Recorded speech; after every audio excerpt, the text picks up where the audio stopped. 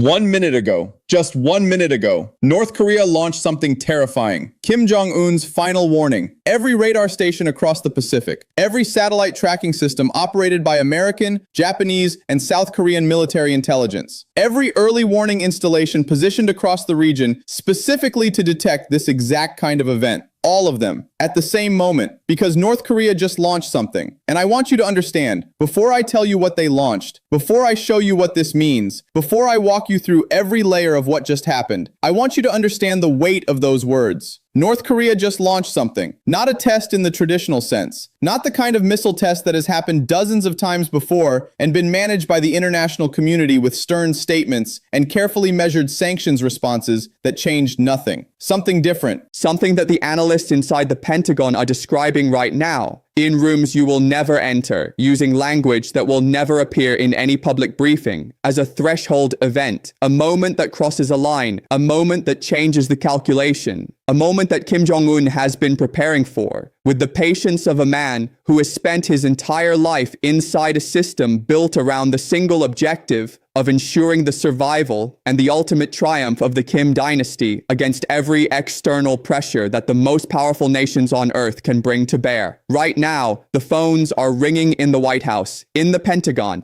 in the State Department, in the intelligence agencies whose names most people know, and in the agencies whose names most people will never hear. Right now, the President of the United States is being briefed, being shown information that his public statements will never fully reflect, being asked to make decisions whose consequences extend far beyond this single moment. Right now, in Tokyo, in Seoul, in Beijing, in Moscow, every government that has a stake in what happens on the Korean peninsula is doing the same thing, calculating. And in Pyongyang, in the most isolated, most militarized, most strategically opaque capital city in the world, Kim Jong Un is watching the response, measuring the reaction, determining whether what he just did produced the effect he intended. Because this was not an accident. This was not a miscalculation. This was not a desperate act of a cornered and frightened government. This was a message, the most carefully constructed, most precisely timed, most deliberately designed strategic message that Kim Jong Un has ever sent.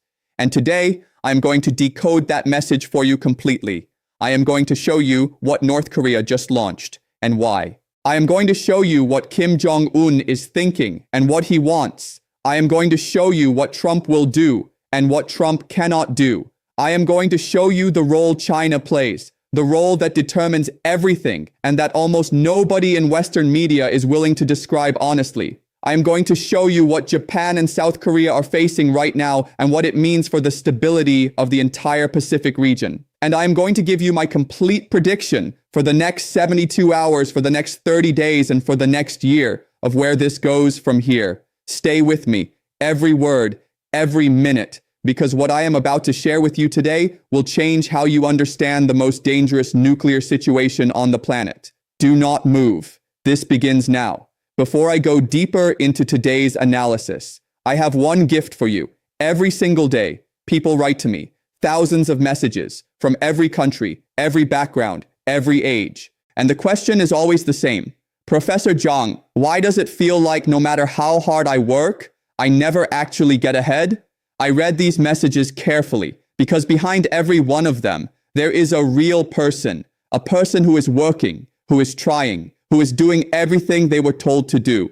And still, the financial freedom they were promised never arrives. After 32 years studying money, power, geopolitics, and human behavior at the deepest level, I finally understood why. And the answer is not what most people expect. It is not the economy. It is not the government. It is not bad luck. The real reason is this. Most people are operating with a mental program that was installed in them before they were old enough to question it. A program built by people who needed them to stay average, stay manageable, stay dependent. That program is running silently right now inside your subconscious mind, controlling every financial decision you make. every risk you avoid, every opportunity you walk past without recognizing it, every year that passes while your potential sits untouched. This is not your fault, but it is your responsibility to fix it. And that is exactly why, after years of private consultation with some of the world's most successful investors, entrepreneurs, and strategic thinkers, the TPP system was created. Not as motivation, not as inspiration, not as another collection of feel-good quotes packaged as wisdom. This is financial re-engineering.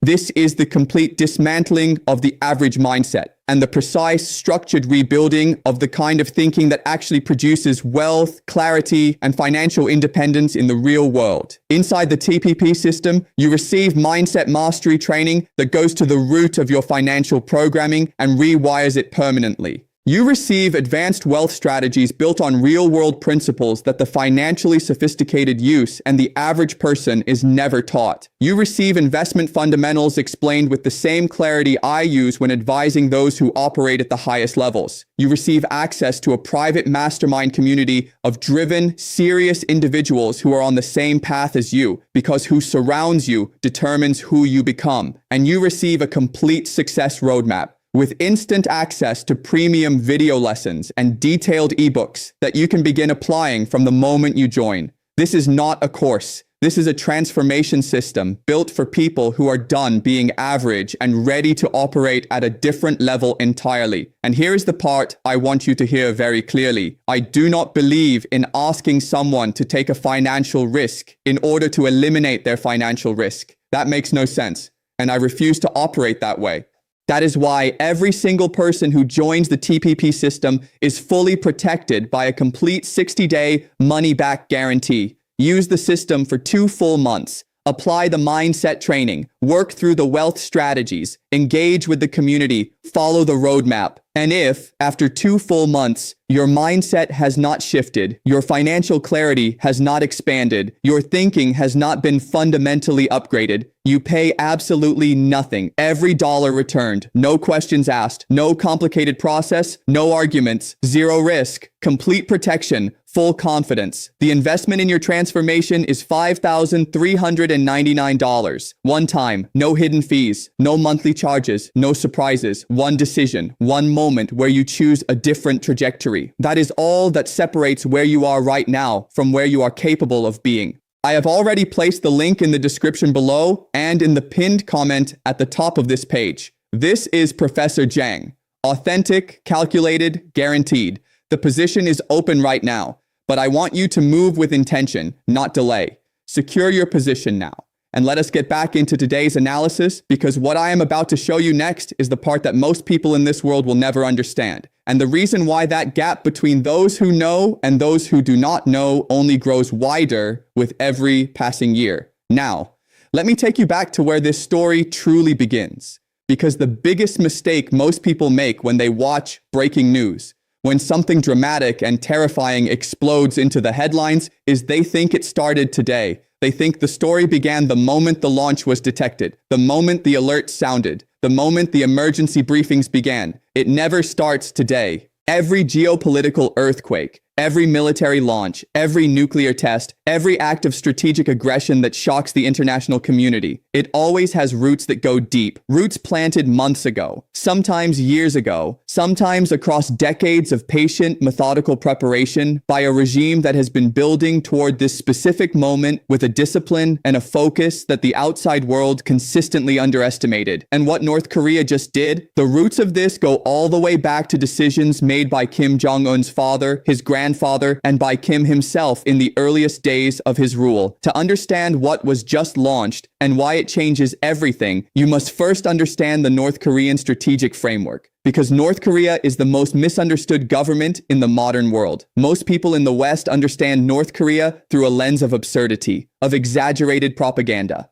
of outrageous claims about the Kim family that make it easy to dismiss the regime as something between a dark joke and a tragic footnote in the history of authoritarian governance. That lens is dangerously wrong. North Korea is not an absurdity. North Korea is a survival machine. The most sophisticated, most focused, most single-minded survival machine that any government in the modern era has constructed. Everything about North Korea, Every political decision, every economic choice, every military investment, every piece of propaganda, every diplomatic maneuver is organized around a single objective: the survival of the Kim regime, not the prosperity of the North Korean people, not the development of the North Korean economy, not the integration of North Korea into the international community on terms that benefit its population, the survival of the Kim dynasty, the perpetuation of the system that keeps 3 generations of a single family in absolute power over 25 million human beings. Every decision is evaluated against this single objective.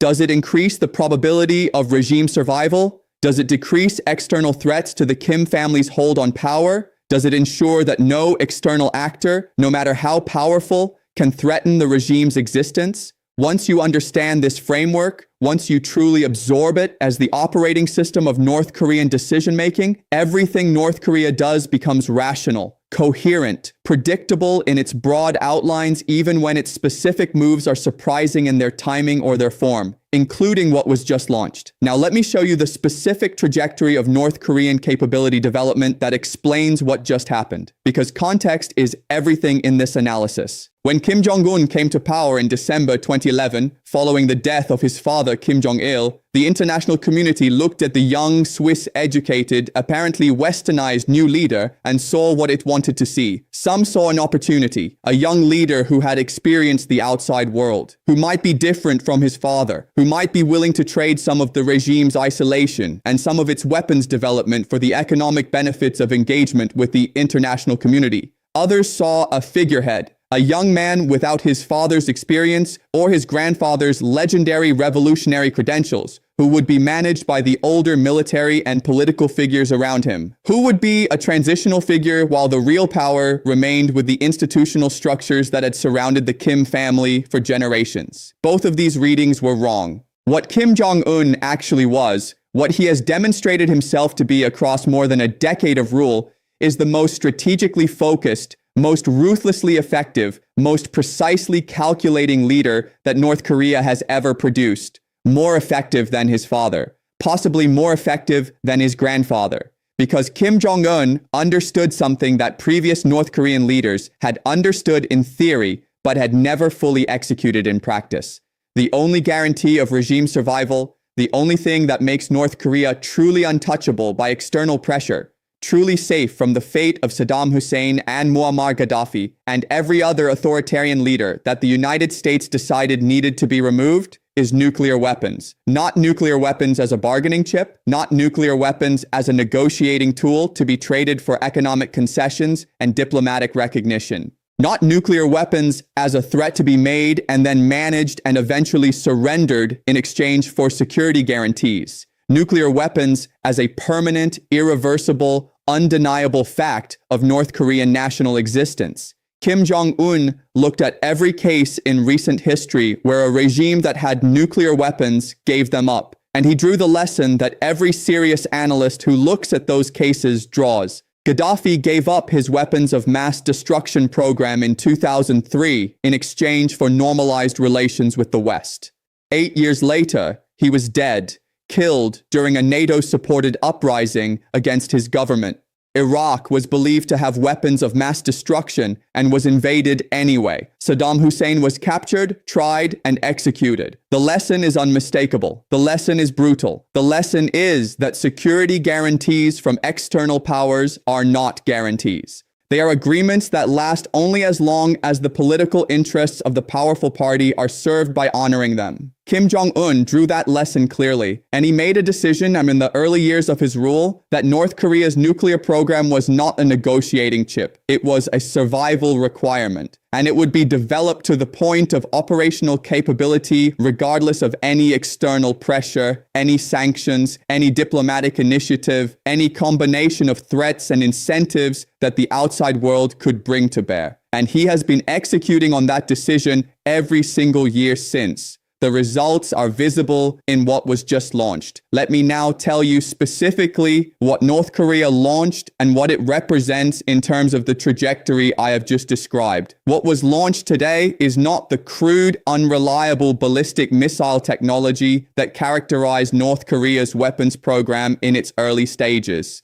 It is not the kind of test that military analysts could evaluate and dismiss as technically impressive but strategically limited. What was launched represents the maturation of a program that has been developing with remarkable speed and with remarkable sophistication over the last decade. North Korea has been working on multiple critical capabilities simultaneously. The first capability, miniaturization, the ability to build nuclear warheads small enough and light enough to be carried by ballistic missiles. This is the capability that transforms a nuclear explosive into a nuclear weapon. And North Korean scientists, working in isolation from the international scientific community, using indigenous knowledge and whatever external assistance they have been able to acquire through channels that international sanctions have never fully closed, have made progress in this area that has consistently exceeded the estimates of Western intelligence agencies. The second capability, range extension. The ability to reach targets not just in South Korea and Japan, which North Korea has been able to threaten for decades, but in Guam, in Hawaii, and potentially in the continental United States itself. North Korea's intercontinental ballistic missile program has demonstrated, through tests that could not be dismissed even by the most skeptical observers, the range capability to threaten American territory. The third capability, survivability. The ability to ensure that enough of North Korea's nuclear arsenal survives any American or Allied first strike to be able to retaliate meaningfully. This capability, which military strategists call the second strike capability, is what transforms nuclear weapons from a one-time deterrent into a permanent, reliable guarantee of regime survival. Because if an adversary believes that striking North Korea first would eliminate all of North Korea's nuclear capability, the deterrent is limited. But if the adversary believes that any first strike would be followed by a nuclear retaliation that destroys multiple of its own cities, the deterrent becomes absolute. North Korea has been developing survivable basing, mobile launchers, tunnel systems, hardened facilities, specifically to ensure second strike capability. The fourth capability, and this is the one that makes what was just launched most significant, accuracy. The ability to hit specific targets with the kind of precision that transforms a nuclear weapon from a city-destroying terror into a military instrument that can be calibrated against specific objectives.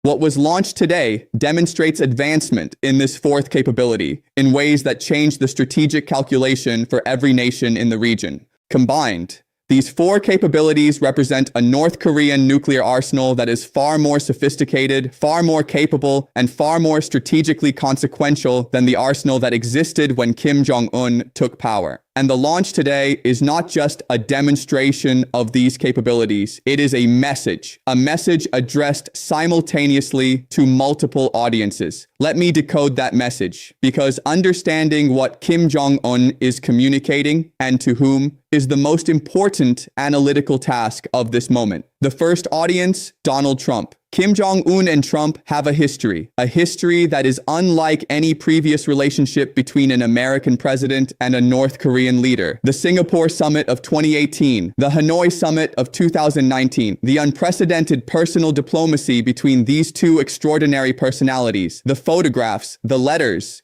the public statements of mutual admiration that shocked the entire foreign policy establishment of both countries and of every allied nation watching, and then the collapse. The Hanoi summit ending without agreement. Trump walking away. Kim walking away. The personal diplomacy that had raised expectations for a fundamental transformation of the relationship producing nothing except a period of resumed tension that has gradually escalated back to the current dangerous moment. Kim Jong Un's message to Trump today is this: you came close in Singapore and Hanoi. You saw what a deal could look like, and then you walked away. Look at what I have now that I did not have then. Look at how much more capable my program has become in the years since those summits failed. Look at what you are choosing between a negotiated framework that gives you something, that gives me something, that manages this situation in a way both of us can live with, and the alternative of a North Korea whose capabilities continue to advance every year until the deterrent becomes so absolute that no conceivable military option remains viable. Come back to the table on terms that I can accept. That is the message to Trump. The second audience, China. Kim Jong Un's relationship with Beijing is one of the most complicated bilateral relationships in the world. China is North Korea's primary economic lifeline. Chinese trade, the goods, the energy, the food that flows across the Yalu River border represents the difference between a North Korean economy that functions, however poorly, and one that collapses entirely. China's economic support is the foundation on which the Kim regime's survival rests. But the relationship is not one of Chinese patron and North Korean client. Kim Jong Un is not Beijing's puppet, has never been Beijing's puppet, has repeatedly demonstrated, through actions that embarrassed China diplomatically and complicated China's international position, that North Korea's strategic decisions are made in Pyongyang, not in Beijing. Kim Jong Un's message to China today is a reminder, a pointed, unmistakable reminder that North Korea's nuclear program and North Korea's willingness to use it for strategic signaling at inconvenient moments is a fact that China must incorporate into its own strategic planning. The message says, "Your leverage over me has limits. Your ability to manage my behavior through economic pressure has limits. And if you choose to apply maximum economic pressure in an attempt to constrain my strategic choices, I have the ability to create a regional crisis that destabilizes your own strategic environment in ways that cost you enormously. Do not push me further than I am willing to be pushed." The third audience, South Korea and Japan. The message to Seoul and Tokyo is the most direct and the most immediately frightening. You are within range, not theoretically, not in the abstract calculations of military planners, in the operational reality of missiles that have been tested, that have demonstrated their capabilities, and that are pointed at your cities right now. Your alliance with America gives you some protection. But that protection has limits that you should think very carefully about, because the question of whether an American president, any American president, will risk the destruction of American cities to protect Seoul or Tokyo from North Korean retaliation is a question that every North Korean strategic planner has been working on since the program began. And the answer, the honest answer, that no American official can say publicly, but that every serious strategist understands, is that the credibility of the American extended deterrence guarantee over South Korea and Japan becomes more questionable with every advance in North Korean capability. Because the logic of nuclear deterrence says, if you can credibly threaten to destroy New York in retaliation for an American strike, the probability that America strikes decreases dramatically. And if America strikes with reduced probability, the protection it provides to South Korea and Japan is reduced accordingly. This is the strategic reality that North Korea's advancing capability is gradually but inexorably creating. And the launch today is a demonstration of that reality, directed specifically at the populations of Seoul and Tokyo. Now, Donald Trump, let us talk about the man who must respond to this and about the response options that he actually has available to him. Trump's relationship with North Korea is unlike any other American president's relationship with Pyongyang, and that unique history shapes every dimension of the current moment. Trump tried the personal diplomacy. He sat across from Kim Jong Un in a way that no American president had ever done before. He invested his personal credibility in the relationship. He believed, or presented himself as believing, that his personality, his deal-making ability, his willingness to engage with a leader that the entire foreign policy establishment told him was illegitimate to engage with, would produce a breakthrough. It did not produce a breakthrough. And that failure, the failure of the most dramatic personal diplomatic initiative that any American president has attempted toward North Korea, is a central fact of the current situation. Because Trump now faces North Korea with the knowledge that the approach he believed in, the approach he staked his foreign policy reputation on in a very public way, did not work, did not produce the denuclearization that was its stated objective, did not even produce the interim confidence-building measures that would have been a minimal sign of progress. What Trump faces now is a North Korea that is more capable than it was when he tried to negotiate with it, more capable than it was at any point in its history, and a North Korea whose leader has demonstrated through years of advancing his program, despite Trump's engagement, despite the personal diplomacy, despite the summits, that his commitment to nuclear capability is absolute and not subject to negotiation on terms that any American administration can accept. Trump's instinct in this moment is likely to be reach out again, try again, make the call, offer the meeting, demonstrate the personal boldness that his political identity requires. But Trump's calculation, the calculation that his national security advisors and his generals will force upon him even against his instincts, is that the terms available for any agreement have gotten worse with every year of North Korean capability advancement.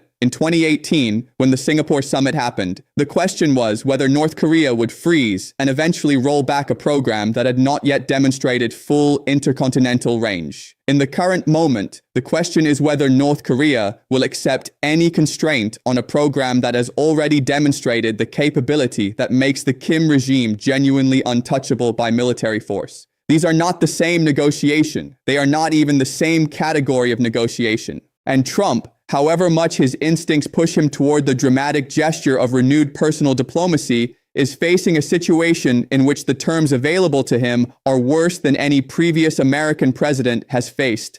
My prediction about Trump's response is this: he will do both things simultaneously. He will make the kind of public statement that his image requires, strong, defiant, warning of consequences, demonstrating that America is not intimidated and that North Korea's actions carry costs. And simultaneously, through back channels that do not appear on any public record, he will signal to Pyongyang that the door to renewed personal dialogue is open, that Trump is willing to engage again if Kim is willing to bring something real to the table. Whether Kim responds to those back-channel signals and on what terms is the most important unknown of the next 72 hours. China's role.